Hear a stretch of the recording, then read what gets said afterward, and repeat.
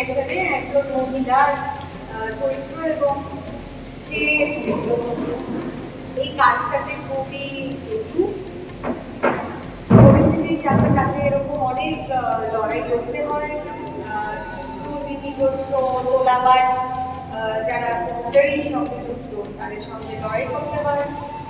কিন্তু একই সঙ্গে এই চরিত্রটা যার নাম শান্তি, সে কিন্তু একজন মা,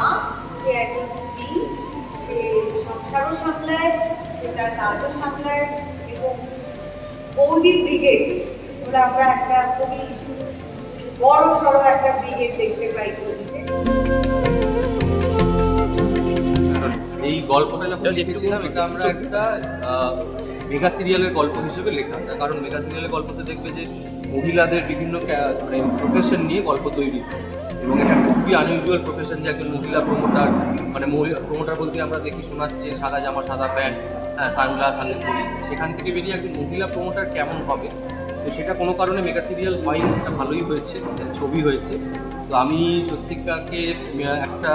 রাত্রিবেলা হোয়াটসঅ্যাপ করেছিলাম, স্ক্রিপ্ট পাঠিয়েছিলাম, যে উনি স্ক্রিপ্ট না পড়ে বলেন না হ্যাঁ পারেন।